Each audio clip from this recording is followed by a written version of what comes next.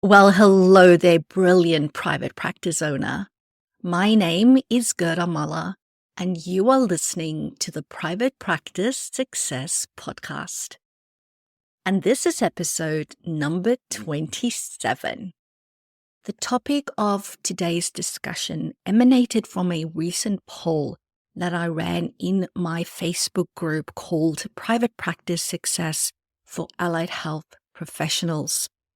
And it was really, really interesting. I asked a very specific question. And in the poll, I said, I would love to know right now, what is the number one challenge you are experiencing in your private practice? In other words, what is that one thing that you think of when you wake up in the middle of the night? What is that? And I'm going to share the results of that poll with you. And we're going to start with the challenge that got the least amount of votes. So 2% of allied health practice owners, because that's the audience within this group. And I would say that I think it's a pretty good sample size of allied health practice owners within Australia. Most certainly not a perfect sample size, but pretty good. And 2% said business stagnation. In other words, the fact that your business isn't growing, it's not moving forward. It might be going from side to side, 2 steps forward, 2 steps back, but we aren't growing. So that was a challenge for 2% of the people that voted. The next one was 14%. 14% of practice owners said that their number one challenge was empty diaries. In other words, a lack of clients. And between me and you, I actually thought that that one was going to be much bigger because anecdotal evidence based on conversations that I have with people, based on questions that I see people asking in Facebook groups, I was under the impression that that's going to be bigger. So a lot of people these days are talking about, where can I find more clients? Oh, the phone has stopped ringing. The referrals have decreased. People are less likely to book in, or they're spacing out their sessions. So I was pretty, surprised to see that only 14% of people had that as their number one challenge. Then the third one on the list was 18%. 18% of practice owners said that cash flow difficulties was their biggest challenge. So in terms of cash flow difficulties, that normally means, like the flow of money coming in and out of your business.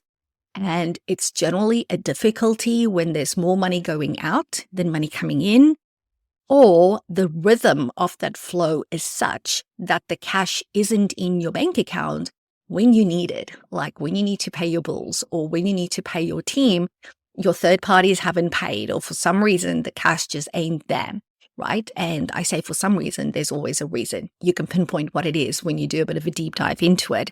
But that was 18% of people. Then the next one was 25%. So 25% of practice owners said that clinician recruitment difficulties was their number one challenge in their business. And again, this was interesting to me because I have most certainly seen and witnessed a turning of the tides when it comes to recruitment, but it is still an issue for a lot of people. Like 25% said that they are still struggling to recruit clinicians. And then the biggest one, the number one challenge that practice owners are experiencing right now, and which is sitting at a whopping 41% of people that responded to the poll, is overwhelm due to a lack of time. So tell me, if you're thinking about these 1, 2, 3, 4, 5 things that I've just listed, what is your biggest challenge? Is it overwhelm? If it is, then I need you to keep listening, because today I'm going to talk to you about how to slay your overwhelm. And it's going to be really, really practical. Now, in order for what I'm going to share with you to be of utmost value to you, and for this to be as practical as possible, I do think that we need to start with just spending 1 to 2 minutes differentiating between overwhelm and stress, because those two concepts can be confusing, especially if you are the person experiencing it. And I'm going to start with stress. We're going to just talk about that briefly, and then we're going to talk about overwhelm. Let's look at stress. And this is just my definition off the top of my head as a psychologist, as a business owner, as a business consultant. The way that I see stress is that stress is a response to a specific pressure, i.e., a specific challenge that you might be experiencing in your business or life in general for that matter, right? Stress is not only happening in business. It can happen in your personal lives, in your family relationships, all of the places. But we're going to talk about business-related stuff for the purposes of this episode. And stress, therefore, often arises when you feel that demands are being placed on you that exceed your available resources or your ability to cope in that moment. So due to that loose definition of stress, if we think about it in terms of its characteristics, stress often is very situational. So it's often tied to a specific event. For example, an upcoming NDIS audit, if you are an NDIS provider, maybe a Medicare audit. It could be a difficult situation with a client that has complained and left you a really scathing Google review. Or maybe it's a cash flow issue where I've got all these bills or I've got wages due next week and I don't have the money. So it can be really situational. It also leads to a heightened state of alertness or that sense of urgency when you have that feeling of stress in those situations. Now, the thing about stress is that it's not all bad, right? And if you're an allied health professional, you probably know this. So stress can be very helpful, i.e., by being motivating, but in small doses. So it can push you to take an action that you might have been avoiding or that is uncomfortable for you. But as a result of that feeling of urgency, of stress, you do it anyway. Okay, so it can be good if it occurs in small doses. So if I had to think of a very specific situation also for you as a practice owner, where people tell me they do have stress a lot, that is when they are stressed about meeting deadlines, particularly deadlines for wages. Right now, I speak to a lot of relatively large group practice owners, businesses that look really successful from the outside with even multiple locations, making in excess of 7 figures. And those practice owners are highly stressed, probably overwhelmed as well, but they have every 2 weeks, they have a high stress event when their wages are due because there's zero profit margin in their business. And it's like they tell me it doesn't matter what I do, how hard I work, the money's never going to be there. I stress from the initial 7 days leading up to it. There's this buildup of heightened stress that happens watching the bank account every day, what money is coming in, how much am I going to have, how much am I going to be short, and then holding their breath basically until they are able to pay their team. And then they've got that sense of release, and then the cycle starts again, leading up to the next 2 weeks. Now, that's not good stress. That is bad stress because it's ongoing. But this is the reality of what is happening out there in our industry, unfortunately. So that is the way that I look at stress and the experience of stress for us as allied health business owners. So let's talk then about overwhelm. So overwhelm really has a more broader definition for me. It is more pervasive. It's a pervasive emotional state where really that sheer volume of tasks, of responsibilities, of decisions that you need to make feels unmanageable, probably because it is. So it is less about a specific situation, like I've got payroll due, for example. It's more that accumulation of that situation and another one and another thing and another thing and another thing. And as a result, that sense of overwhelm often leads to paralysis, where you just do nothing because it's too hard, or an inability to prioritize effectively. You just do the thing that's open on your desk rather than doing what's important, and it is way more likely to lead to burnout when left unchecked. So really between stress and overwhelm, the one that I'm most scared about for my practice owners is most certainly overwhelm. An example of overwhelm would be a practice owner that might feel overwhelmed because you're trying to manage your recruitment, you're trying to work on client retention, not just your own, but your team's client retention. You need to do marketing, you need to deal with toxic team members, but you've got no clear plan. You're just trying to do all of the things all at the time, even though you might have support people in place, but the overwhelm is just too big. And sometimes, I can tell you this now, it is the practice owners with the largest support team in terms of admin and team leaders and stuff that has the most overwhelm because they didn't set things up right from the start. And in a lot of cases, therefore, more people leads to more overwhelm when really it should be the freaking other way around. So that just means that most certainly we need to talk about overwhelm. Now, if you've listened to the differentiation between stress and overwhelm and you're going, yep, sounds good, Gerda, but I think I've got more stress than overwhelm, then I've gotcha. I have actually already done a podcast episode on dealing with the stress of running a business. So if you think that stress is your number one issue, I want you to go to episode number 9 of the Private Practice Success podcast, the one you're listening to right now. And I want you to go and listen to that episode. So for today, what we're going to do is we're going to focus on how to slay your overwhelm. Okay, so let's take a moment and just dig a tiny bit deeper into overwhelm. The thing is this, for practical skills to be of help, you first really need to understand the thing that you are trying to address.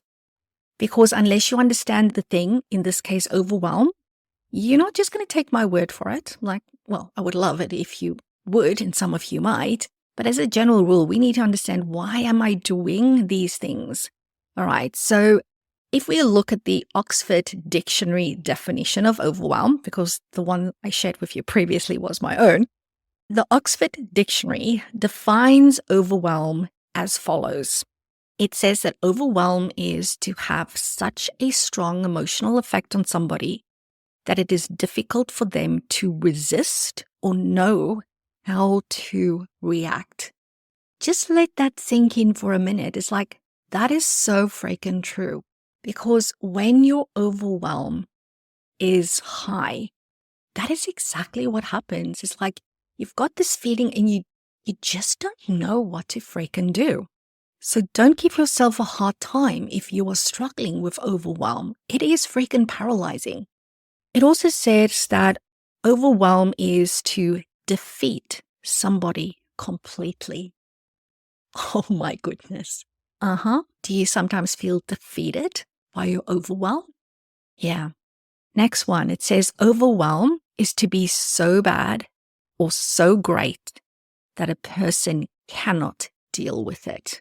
Again, let that one sink in. This is what the freaking dictionary says. So you aren't making this stuff up. It's not like you're failing. This is just the nature of overwhelm. And then finally, it says that overwhelm is to cover somebody or something completely. Again, it's so pertinent for me. I mean, I've had overwhelm many times in my life. It's like, this is so true. In that emotional state, that is exactly how it feels. That is overwhelm. And just reading that, it's like takes you back to times of overwhelm because, yes, that's exactly what it is. So I want you to let those definitions sink in because sometimes we give ourselves a very hard time for feeling overwhelmed and for not being able to dig ourselves out of it. The fact of the matter is this: once overwhelm has set in, it is a freaking bugger to get rid of.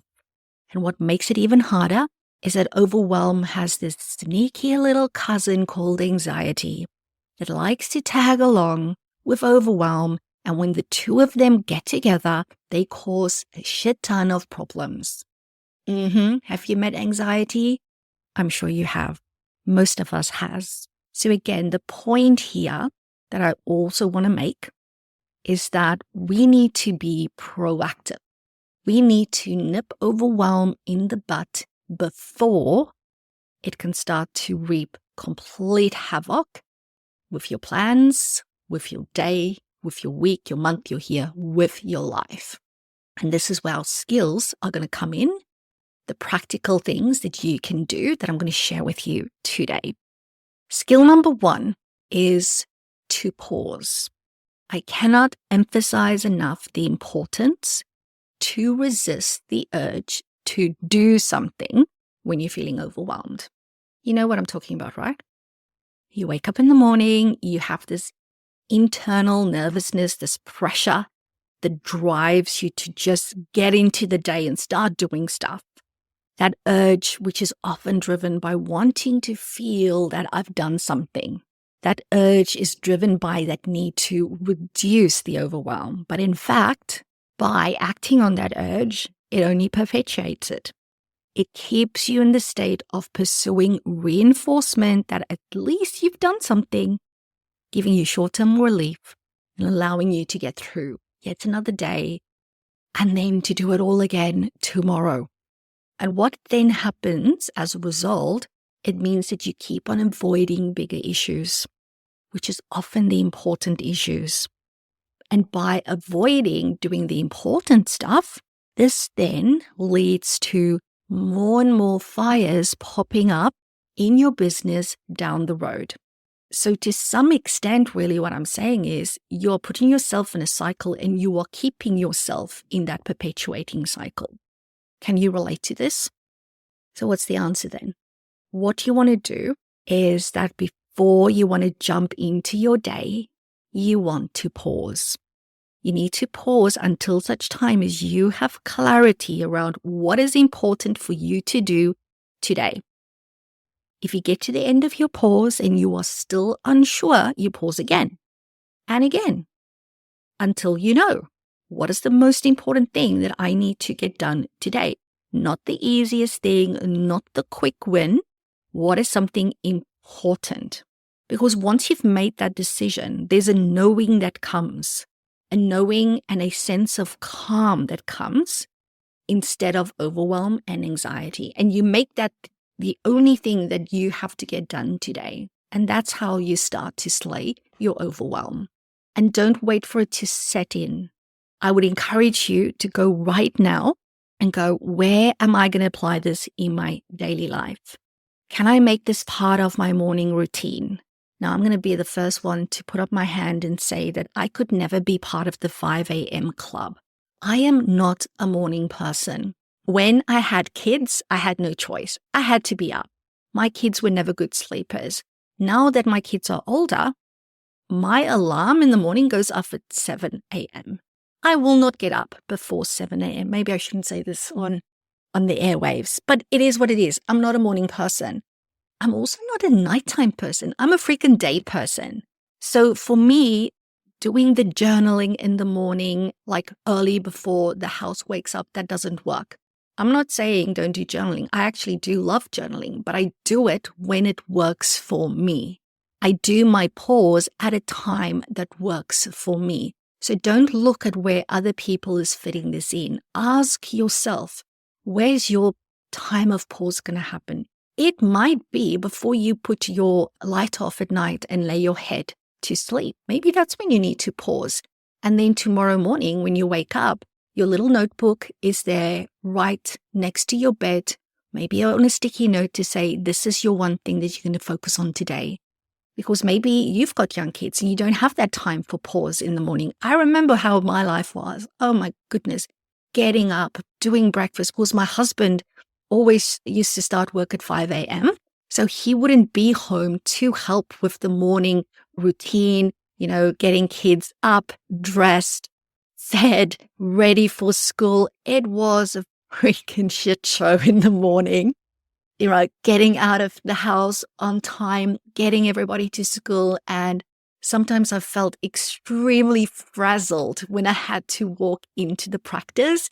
And I can tell you, a lot of mornings you would see me in the car park, just pausing, just going, I need to get rid of this frazzled anxiety that I have because I had 3 young kids that I had to get to school all by myself. And they weren't always very cooperative. And I had to literally calm my nervous system down before I walked in because I knew the moment I walked in, I had to be there for my team, for my clients, and for my business. And I wanted to be the best version of myself. So again, you need to do what works for you. But as long as you're doing something, find where's it going to fit into your day and into your life.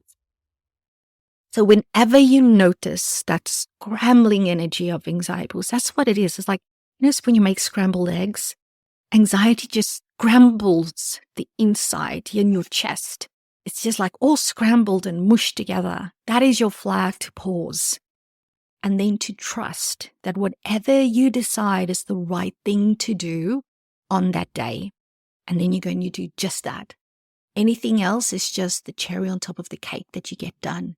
Stop expecting yourself to do 10 things or even 3 or even 2 when you are a practice owner that has a family, that has a business that they're trying to build, that has team members that need your support.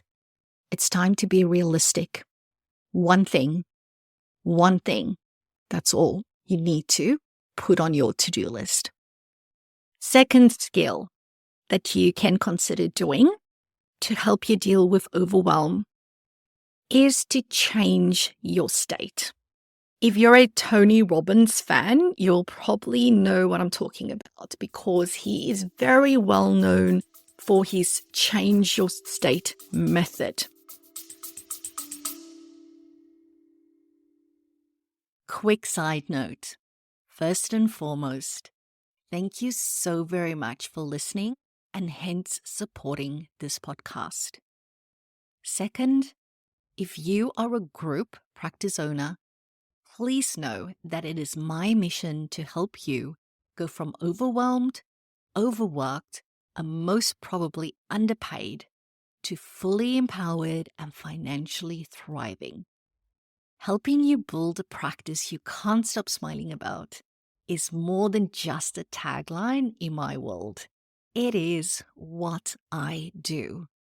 And guess what? You can have it too.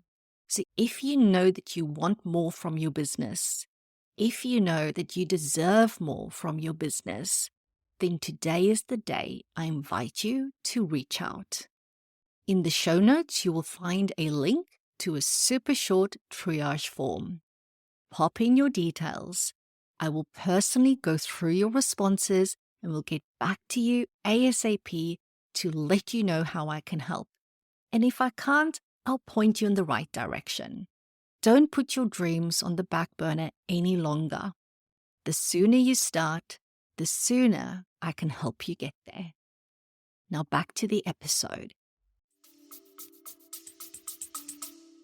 Now, on a personal level, Tony also goes through what us normal folk would refer to as very extreme means to change his state, which is called cryotherapy. So if you're interested in that, by all means, go and read up on it. It's basically where people go into the cylinder type thing, only their head is sticking out, and it's like freezing cold in there. Cryotherapy, it almost makes me think of, like where people freeze their bodies when they're dead, but it's not the same thing. You do this when you're alive. So anyway, you can read up on that. But I have had my own personal brush with cryotherapy, but in a way more normal sense of the way. And this was a couple of years back for my group private practice, the psych professionals. We had a offsite team day where we took everybody to the Gold Coast. It was such an amazing day. It was so super cool. It was a great day for team building. We did exercises, reconnected with the business vision, mission, our values, and more importantly than values even is our virtues. And it was just an amazing day. So anyway, the last exercise of the day, and it was like just as the sun was beginning to set, we had a facilitator come out. We did some breathing exercises, and it was all geared towards dealing with overwhelm and dealing with difficult situations at the practice. It was about empowering the team with how do you stay calm when an unexpected event happens, a critical event that you need to manage, or maybe you are just overwhelmed. How can you calm yourself down? And this was this change your state exercise. And we all changed into our bathing suit. And we did some, sitting on the mats, did some breathing exercises, had a bit of an educational session on it. And then everybody participated in an ice bath. And I so didn't want to do it. I was actually the last person to go in and do it. And I was just watching everybody, and everybody was so amazing. But it was the most interesting experience that I had had in a very long time. And I have done a lot of uncomfortable things in my life, like in business. That's what I'm talking about, like having difficult conversations, making hard decisions. It's like, I can do that shit. But now this is what like a very physical thing. It was the best thing I could have done. And for me, my own experience was you get in and then you need to sit down. You need to stay in there for 2 minutes. When I say ice bath, I mean this thing full of ice. And the moment you go and you need to, only your head should stick out, like your shoulders, everything needs to be covered. If your shoulders ain't covered, it's not going to have the same effect. So if you see those people on TikTok and Instagram doing ice baths and half their body still sticking out, that's not a true ice bath. Let me just say that, because this is what happens. You go into the water, and when the water hits your neck, it's like you cannot breathe. When I tell you you can't breathe, you can't. Your body literally cannot breathe. It's like there's this weight on your chest. And the more you try to breathe then, you know what happens in your brain, in that survival part of your brain? It starts to freak the hell out. Yes, I wanted to use the F word, but I won't. Of course, this is a non-explicit podcast. But your brain freaks the hell out because like, I cannot breathe. And this often happens in difficult situations, confronting situations like, I can't breathe, what do I do? And then your brain starts to freak out, and then your adrenaline gets released, all of that stuff. And the answer actually is, guess what? To pause your breathing. We just spoke about pausing right before, right? Different type of pause, but very similar concept. So you actually need to pause your breathing for around about 15 to 20 seconds. And because your mind now knows that you are consciously choosing not to breathe, it's telling the brain that, hey, I'm still in control. I am not dying. So you don't have to go into survival mode. I am okay. No need to release the adrenaline. I'm in control here. So you pause, and then you can breathe again. And it's about just letting the body adjust. And the other interesting thing that happens is that you just stop feeling your body. And I was like getting to the 90-second mark, and I was telling the guy, I don't think I'm going to be able to get out of here because I cannot feel my legs. And he said, no, don't worry. The body remembers. I said, no, you don't get it. There's nothing there. It doesn't exist anymore. My legs do not exist. I cannot feel them. And he just went, you need to trust your body. And it's so interesting looking back because the ice bath was here on the side of a big swimming pool. And the swimming pool had this little, what's it called? The spa section with warm water. And as I said, I was the last one to go. And everybody, the entire team had already gone. And when they were done, they would get into the spa with the warm water. And everybody was sitting there watching and listening to me. It's like, okay. But I was just focused on this guy and I was just going, I'm not going to be able to get up here. And he just said, you need to trust your body because your body will know what to do. And it was just amazing. When the 2-minute mark was over, he said, okay, you're good. You can get out. And I just went, okay, I'm going to get out. And my body just did what it needed to do. It was one of the best experiences I could have gone through. It was so super cool. And yeah, I highly recommend it. So I went on a bit of a tangent there, but needless to say, changing your state is incredibly effective. Now, I'm not going to recommend that you do cryotherapy or ice baths on a daily or even a weekly basis.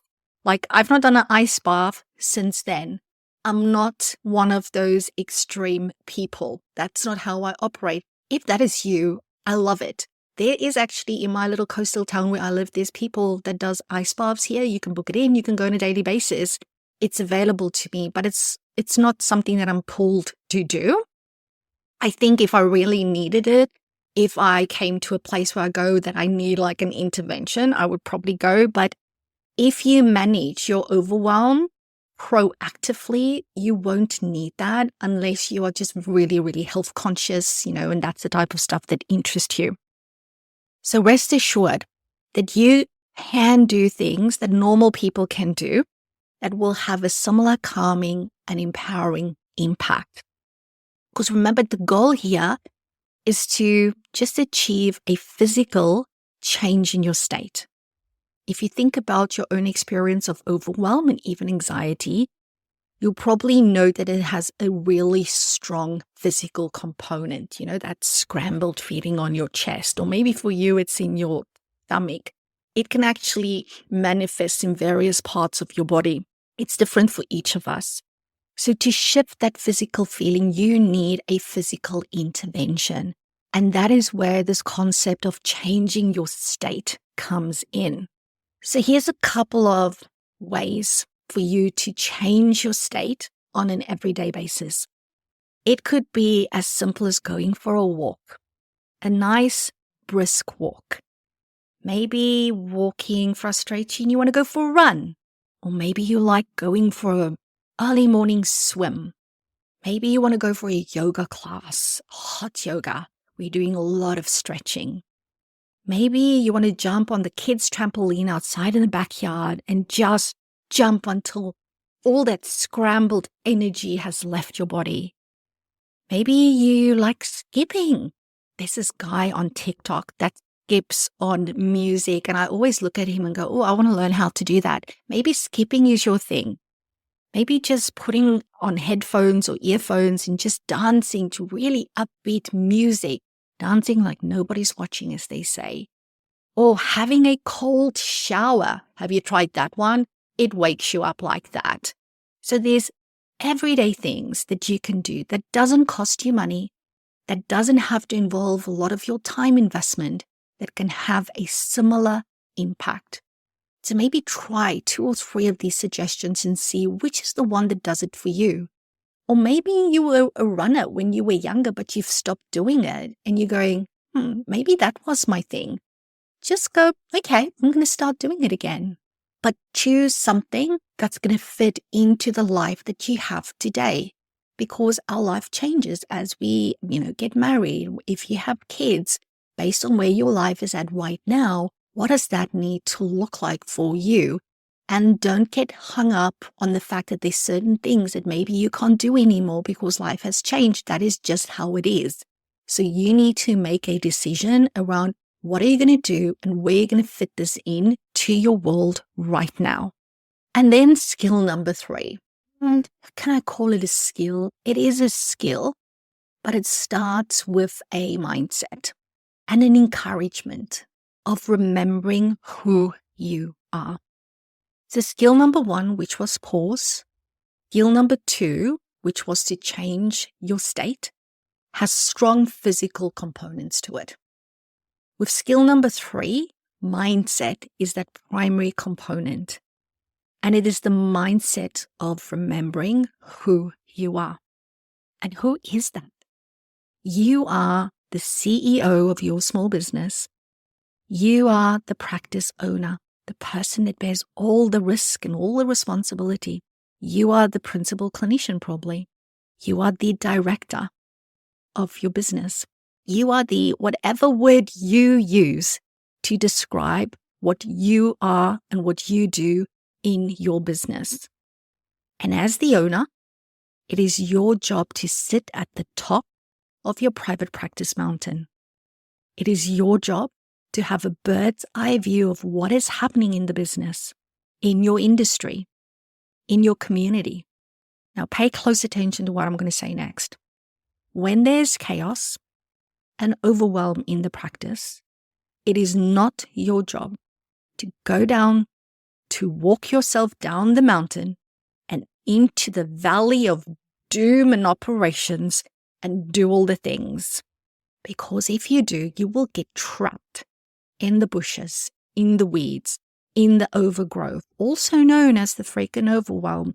And once in there, it is extremely hard to get out. I know this has probably happened to you. Maybe it's even happened this week, this month. Instead, it is your job to continue to operate from the top. And I'm not saying this in a hierarchical, can't even say the word, sense of the word. That's not what I'm saying here. It's not about being better than somebody else because you're sitting at the top of the org structure. But it is actually your job to operate in this mindset, to know what your job is, just like everybody else needs to know what their job and their responsibilities are.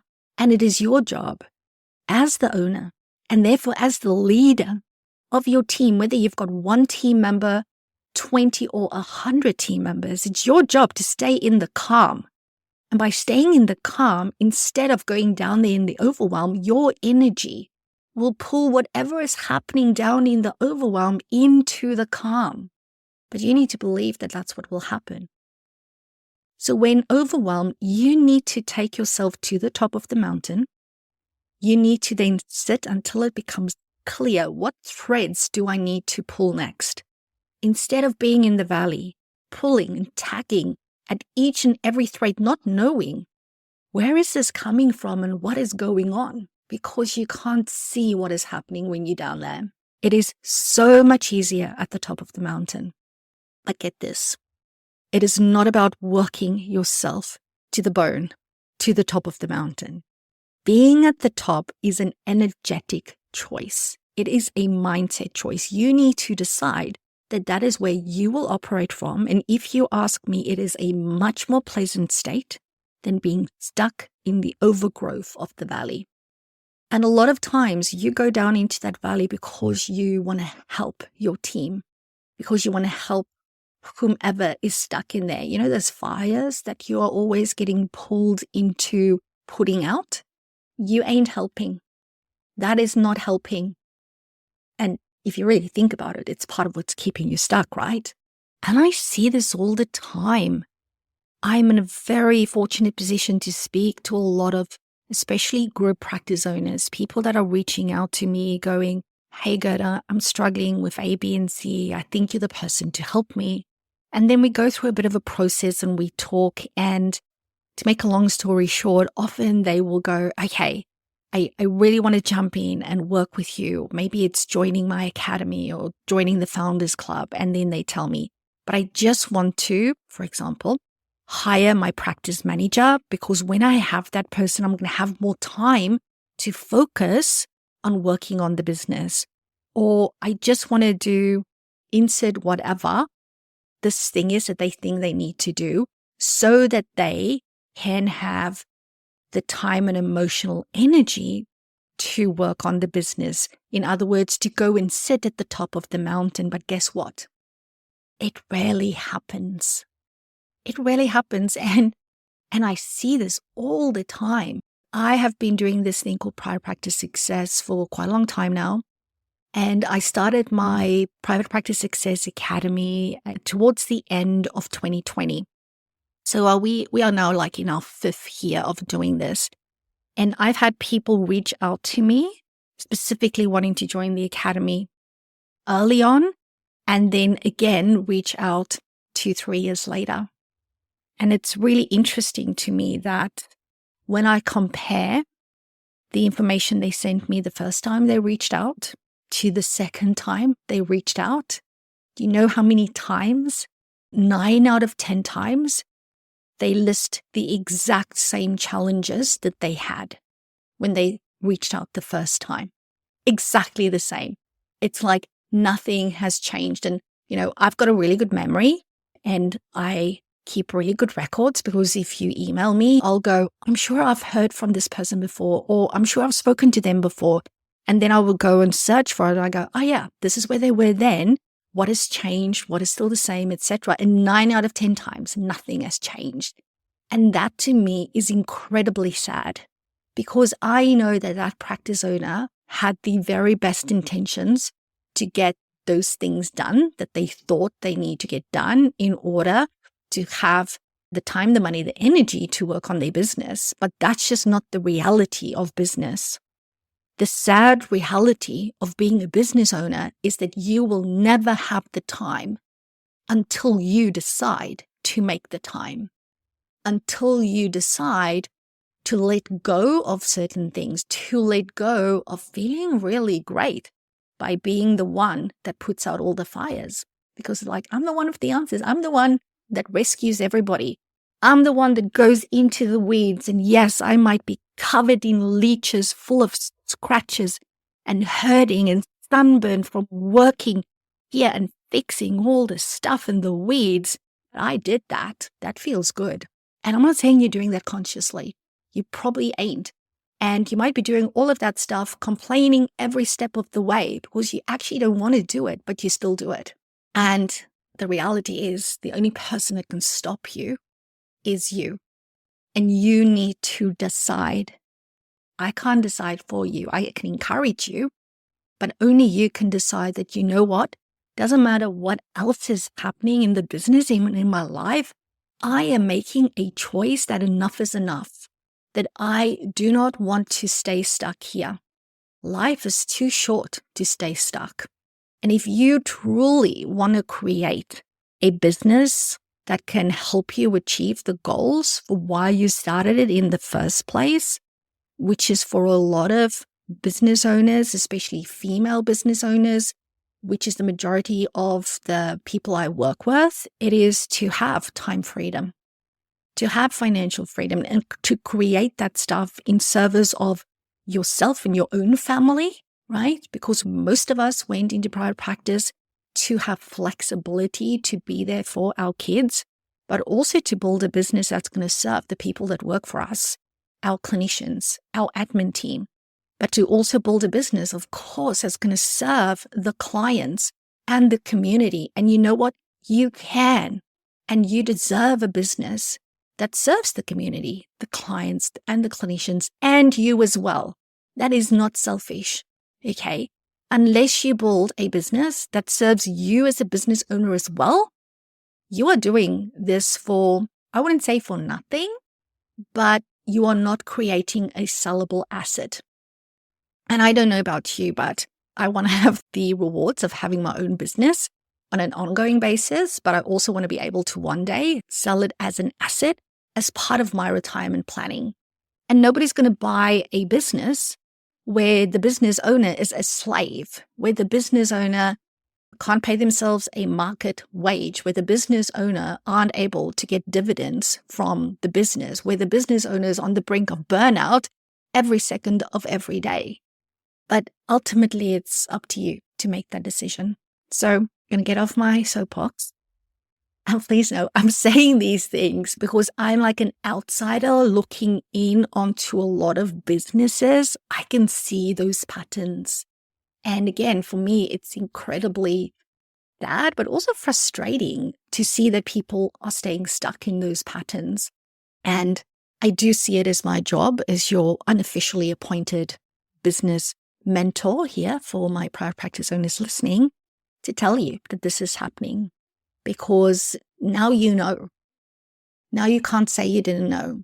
Now you can actually go and reflect on your own process. Are you still where you were 18 months ago, 12 months ago? If so, maybe you're a very optimistic person and you're a very hopeful person and you're going, I'm working really hard, things are going to change. But I'm thinking that you were probably thinking that 12 months ago as well. And if nothing has changed, honestly, I don't think it is going to change unless there's a miracle. And yeah, I do believe that miracles can happen, but things don't just happen. You need to make it happen. It's up to you at the end of the day. And that could be a very empowering thought, but it can also be a very scary thought because when it's up to you, the responsibility is now on your shoulder to do something about it. And of course, as always, if you want my help with that process, you know where to find me. There's a link to ways to contact me in the show notes. Check it out, be in touch, and let's talk. It's actually not hard to take that first step. And when you reach out to me, I actually mean that you're reaching out to me. You won't be getting an email from, inverted commas, my team. If you get an email, it will be from me personally. You won't be jumping on a Zoom call or a phone call with somebody that's really a salesperson. When you do a Zoom call with Private Practice Success, it's with me personally, the person that's going to work with you. You will be talking to me specifically because that is how I want to run this business. I want to know each and every person that I work with personally. I want to know who you are. I want to know your business inside out. I want to know your goals, your vision, and I want to help and support you. So know that I'm always here when you decide to be ready, because readiness doesn't just happen. You need to make the decision. So tying all of this together then, what I want you to do when you are using skill number 1, which is pause, and as we said, you're going to find a time in the day where you're going to pause. I want you to also visualize sitting at the top of the mountain. I want you to sit there and look around you. I want you to see all the beautiful vistas that you can see from that place. You might even see a little black cloud in the distance where you can go, I need to find out what that is and plan for that. Maybe there is a puff of smoke somewhere popping up beneath in a valley where you can go, all right, that's something that we need to address before it becomes a wildfire.